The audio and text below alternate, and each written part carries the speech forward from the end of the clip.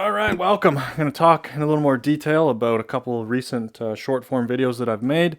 They're both based off of stretch mediated hypertrophy, if you want to be a scientist, or stretch based training, just meaning let's try to emphasize the stretched part of the range of motion, the more stretched exercise. That stretch tension on the muscle seems to be leading to more growth than, let's say, the more contracting the muscle more. Anyways. The first video is here, partial reps. Listen, using a partial range of motion builds more muscle. A recent study using the preacher curl showed that only doing the bottom half of the range of motion led to 2.5 times more muscle growth. Another study that looked at quad growth using the leg extension showed similar results where the bottom half of the range of motion led to the most growth. Based on this evidence, I would recommend doing some of your sets where you just do the bottom of the range of motion. Squats only come up halfway, pressing movements only press halfway up. Doing some of your sets of each exercise this way based on this evidence, I think is a smart idea. Okay, second video here about selecting certain exercises that put a greater stretch on the muscle.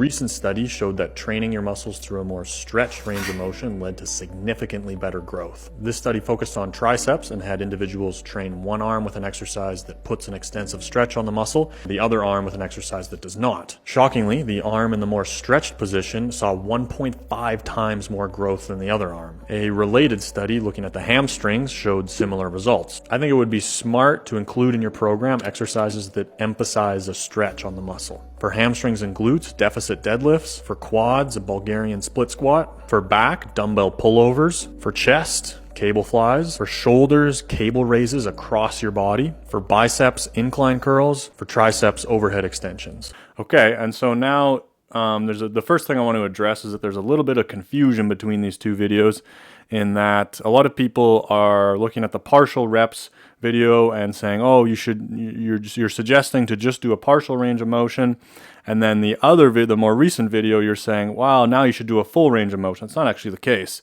In the partial reps video, I'm saying there's some evidence showing that the most lengthened part of the range of motion, which is often would be considered the bottom of the range, but it depends on the exercise, is showing better muscle growth than the top of the range of motion, than doing the full range of motion. Depending on which study you look at, the biceps is comparing the bottom of the range to the top.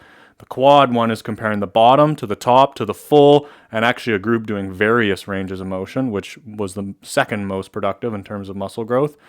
And the theme from both of those is the group that's just doing the most lengthened part of the range of motion, which in those two movements happens to be the bottom of the range of motion, saw the most muscle growth. And now with the more recent, so then my recommendation is, hey, we don't need to throw everything out the window and say there's plenty of good reasons to still do a full range of motion.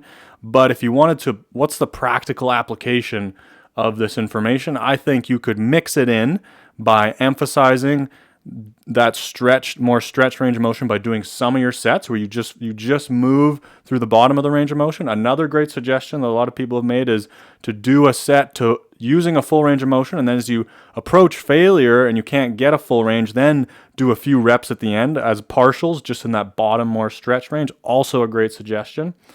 Either way, I want you, my intent is to get you thinking about, oh, there seems to be more evidence showing that the stretch tension on the muscle is more important than maybe the contracted tension on them, or finding a good contraction and feeling the muscle squeeze or contract. That's kind of the general theme there. That's my interpretation of the results of those studies and what I would personally recommend to do with that information in a practical sense.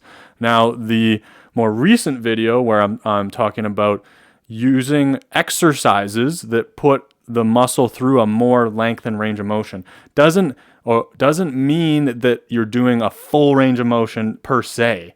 It's saying that, with the hamstrings, the laying hamstring curl versus the seated hamstring curl, both exercises done with a full range of motion, the seated version puts more of a stretch on the hamstrings due to the anatomy of those muscles.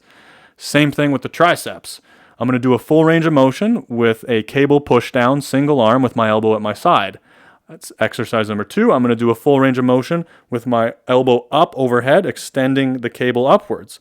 The second exercise, by design, puts more stretch on the triceps than the first exercise. Both exercises are done to a full range of motion. And now the interesting thing is that when those studies compare the different exercises, they're showing a significant difference in the exercises that put the muscle that force the muscle to be in a more stretched position as you perform a full range of motion, are showing more muscle growth. So the exercises that are putting a greater stretch tension on the muscles are leading to more muscle growth. So it's not specifically saying do a full range of motion, don't do a full range of motion. The partial reps video is saying the bottom of the range of motion, or the range of motion that is putting the muscle through its most stretched, lengthened point, seems to be most effective in producing muscle growth. The second video is saying that choosing exercises that put a muscle through a more stretched range of motion seem to lead to more growth than exercises that put a muscle through a less stretched range of motion. The two things are pointing towards a similar goal of how do we put more stretch tension on the muscle. The first one is through adjusting the range of motion. The second one is through adjusting the exercise selection. So there's a little bit of confusion with people, and the beginning of the videos are a little provocative, so I can see how the misunderstanding would come about. But I want to clarify that the first video about partial reps is how do we try to emphasize the stretch tension on the muscle through potentially adjusting our range of motion. The second video is saying how do we emphasize the stretch tension on the muscle through selecting exercises that put a greater stretch on the muscle, not do a partial range of motion, do a full range of motion. And these are just my interpretations of what is a practical recommendation based on this evidence. I don't think we need to throw out everything about all the value of doing a full range of motion, all these other factors that are going to contribute to this process of building muscle, of what's optimal. It's very complicated. Looking at these studies in isolation is not really an effective overall all-encompassing approach. So that's why my suggestions are, you could do some of your sets in a using just the most stretched range of motion, but don't completely abandon full range of motion. I think that's too extreme. Also, these results are more recent, within the last couple of years, and the science, we should probably let it cook and develop a bit more before we're going to do something extreme. Like, I'm not going to do full range of motion. I'm just going to focus on that stretched, lengthened part of the movements.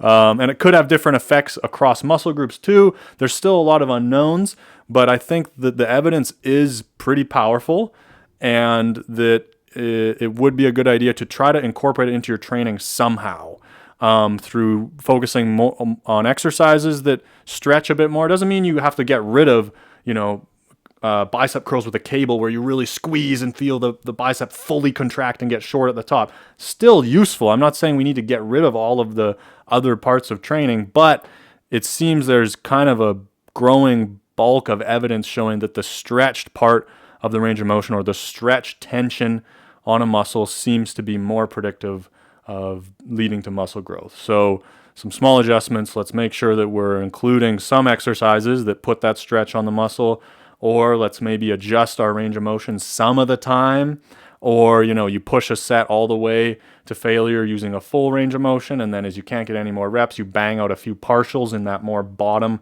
half, more stretched part of the range of motion. Another great way to apply it. Some people are absolutely shitting their panties at this suggestion that maybe partial reps at the bottom or the more stretched part of the range of motion could be more effective. People have a absolute knip shit. Oh my god. So it's not in line with what has typically been agreed to be the truth. And one thing I would say that would be important to consider is that the science is always growing and building. So something that we thought was a guaranteed truth, 10, 15 years ago, now there's a bit more nuance, there's been more studies, there's been more evidence and comparing of different results. And you go, maybe that conclusion wasn't so strong. A good example would be like 10 years ago when I was first getting into working out, this guy, Ben Pekulski, was a bodybuilder. Maybe he still is, I'm not sure. And he's quite popular, and he had a lot of viewers on YouTube. He had this whole program, MI40, and it was all about getting the muscles into the most contracted, shortened position. Or that was a lot of it, a lot of the emphasis. I could be oversimplifying his approach, but I learned a lot about anatomy of how to get muscles into its most contracted position, and there was a lot of emphasis on that. And I think general kind of knowledge, or like thought in the bodybuilding world for some time was you want to get a good contraction of the muscle. Not completely ignoring the stretch, but it seemed to me there was more emphasis that you want to really contract and feel that muscle squeeze, get it into its shortened position and feel all the fibers contract and really feel the muscle squeezing and getting a good contraction, and then less emphasis on make sure you really feel the stretch at the bottom, and so that's why I find this evidence to be particularly interesting and particularly I think powerful, in that it's showing maybe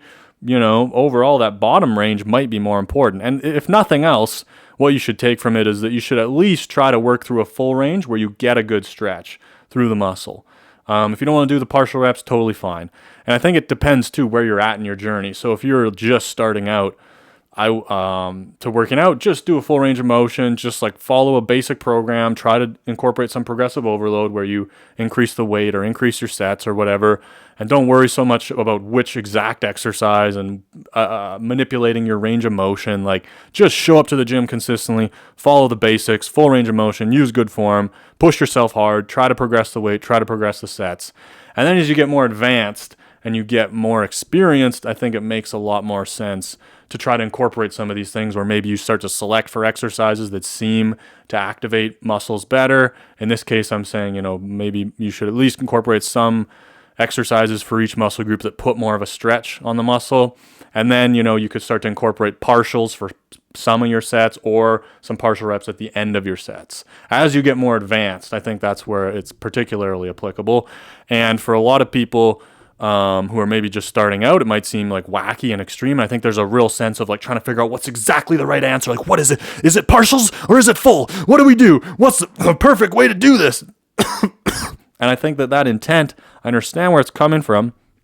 It's a bit misplaced, because what is a more realistic picture is you just need to go to the gym consistently, follow the basics in the beginning, full range of motion, pick a few exercises, push yourself, whatever. And then as you get more experienced, it's not necessarily about what is the exact right way and wrong way and what is the science between this and that. I need to optimize my training by doing and that's wrong and this is right. There's science between this, there's science between that.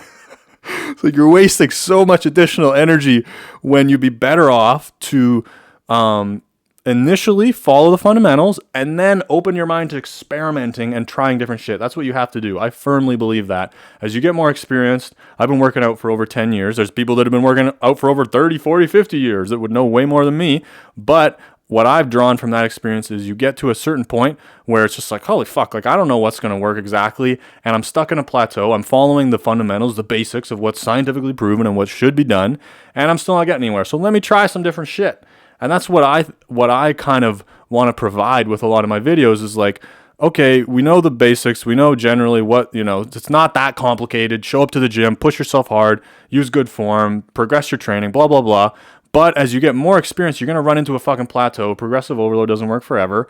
And you're going to need to try some different shit. So maybe trying some partials where you just focus on the more stretch range of motion could be useful if you're stuck following the regular shit and you're not getting anywhere anymore.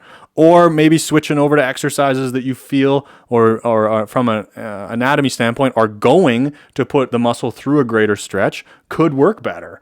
And just keeping your mind open to these ideas. And in this case, there is actually significant scientific evidence that these claims are fairly, they have some substance to them. It's not just my idea where I'm like, hey, partials probably seem to work for me and I'm a guy, so try it out. Like, I do this exercise for my hamstrings and it seems to work pretty good, so why not? You should probably do it too.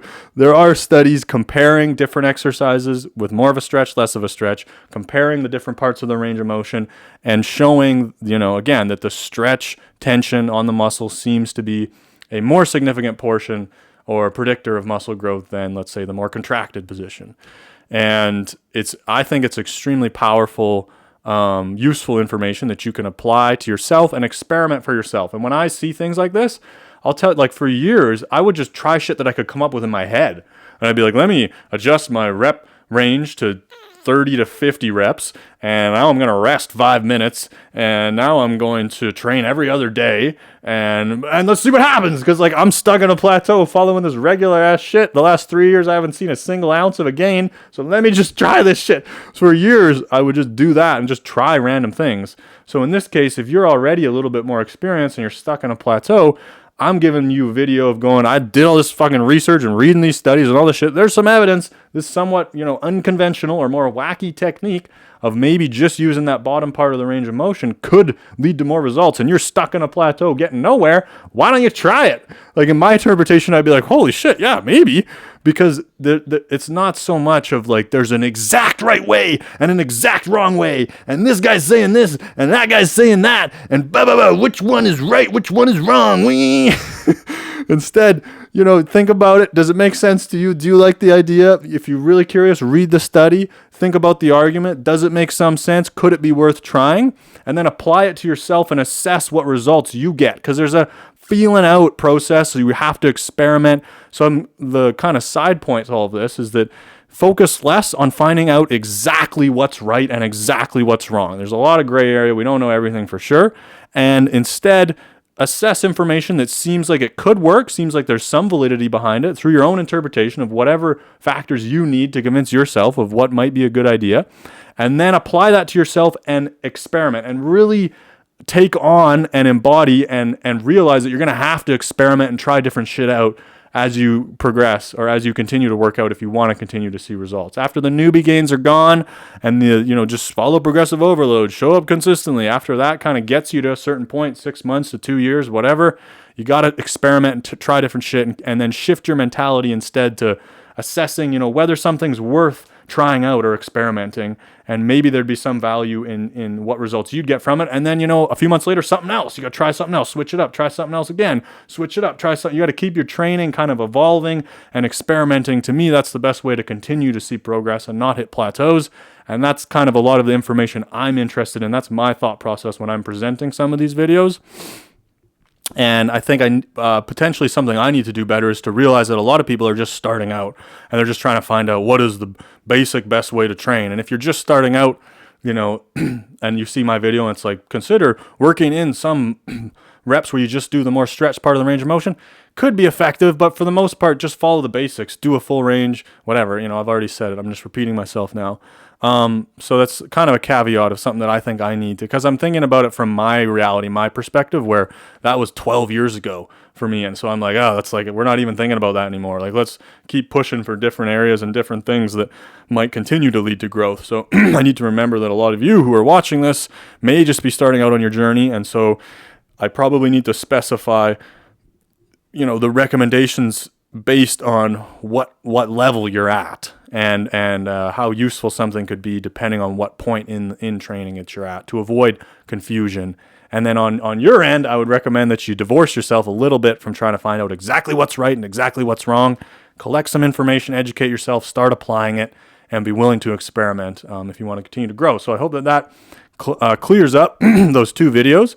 And you got a little sneaky rant in there of me ranting and rambling about other shit that I think could be useful or valuable perspective or way to look at it. And that's it, man. Happy Friday. Have a good fucking weekend. Peace.